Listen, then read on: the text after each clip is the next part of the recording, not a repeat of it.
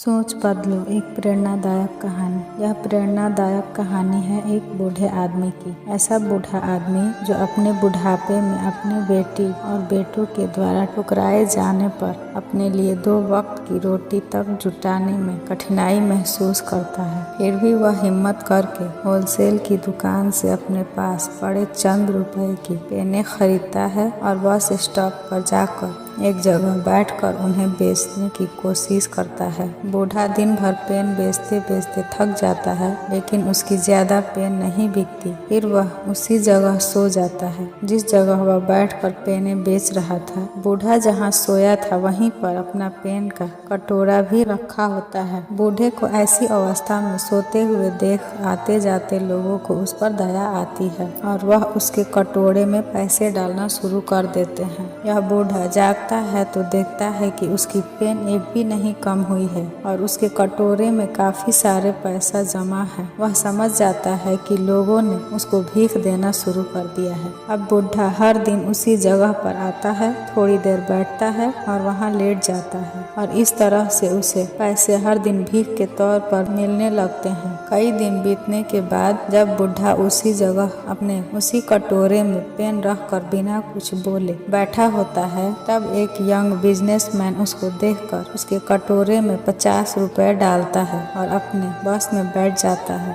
कुछ सेकंड बाद उस बिजनेसमैन को क्या सोचता है पता नहीं कि वह बस से नीचे उतरता है, उस बूढ़े के पास आता है, उस कटोरे से कुछ पेन उठाता है और उसे कहता है कि इस पेन की कुछ कीमत है और मैं आपको कीमत देकर यह पेन ले रहा हूँ। आखिर आप भी एक बिजनेसमैन हैं और मैं भी। इतना कहकर वह फिर से अपने बस में बैठ जाता है और वह बस वहाँ से चली जाती है। उस यंग बिजनेसमैन की बातें जैसे बूढ़े के दिल में उतर जाती है। उसकी बातें दिन रात अब उस बूढ़े की दिमाग में घूमती रहती है। 2 साल बीत जाते हैं। एक दिन वह यंग बिजनेसमैन एक जगह उस बूढ़े को दिखता है। बूढ़ा आदमी उसके पास जाता है और उसे कहता है, आपने मुझे पहचाना? शायद आप भूल गए होंगे, लेकिन मुझे आप अच्छे से याद हो। बिजनेसमैन कहता है, आपकी याद दिलाने पर मुझे थोड़ा थोड़ा याद आ रहा है। शायद आप वही बूढ़े आदमी हैं जो कभी उस बस स्टॉप पर बैठकर भीख मांगा करते थे, लेकिन आज तो आपका अंदाज ही कुछ बदला हुआ है। आप सूट बूट में टाई पहनकर यहाँ क्या कर रहे हैं? बूढ़ा आदमी उस यंग बिजनेसमैन को धन्यवाद देते हुए कहता है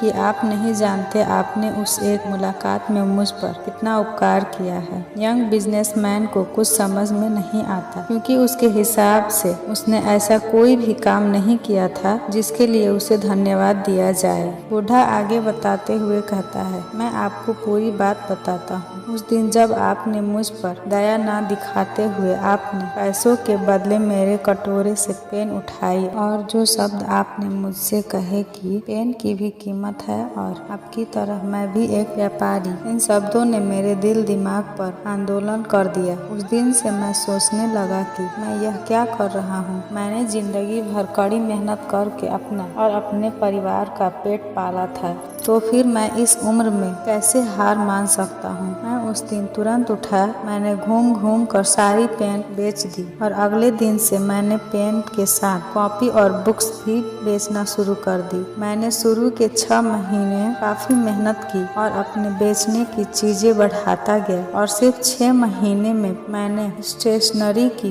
दुकान डाल दी। मेरे अंदर जो मेहनत करने की लगन आपने पैदा की थी, उसकी वजह से मैं इतने पर ही नहीं रुका। मैं स्टेशनरी में भी काफी मेहनत करता था और मैंने कई सारी स्टेशनरियाँ खोल ली और आज मैं शहर का सबसे बड़ा स्टेशनरी का व्यापारी हूँ। उस यंग बिजनेसमैन को उस बूढ़े आदमी की सफलता देखकर बहुत खुशी हुई। उसने बूढ़े आदमी को गले से लगा लिया और उसे कंग्रेचुलेशन कहा। दोस्तों, दुनिया क्या सोचती है इससे कुछ भी नहीं फर्क पड़ता है। फर्क पड़ता है आप अपने बारे में क्या सोचते हो। अगर आप अपने आप को कमजोर मानते हो, आप सोचते हो कि आप कमजोर हो, तो आप कमजोर हो जाते हो। अगर आप अपने आप को ताकतवर और सक्षम मानते हो, तो आपको सक्षम होने से, सफल होने से दुनिया की कोई भी ताकत नहीं रोक पाती है। दोस्तों, छोटी सी यह प्रेरणादायक कहानी है। यह छोटा सा लेकिन बहुत महत्वपूर्ण पाठ पढ़ा कर जा रही है कि सोच बदलो तो दुनिया बदल जाएगी।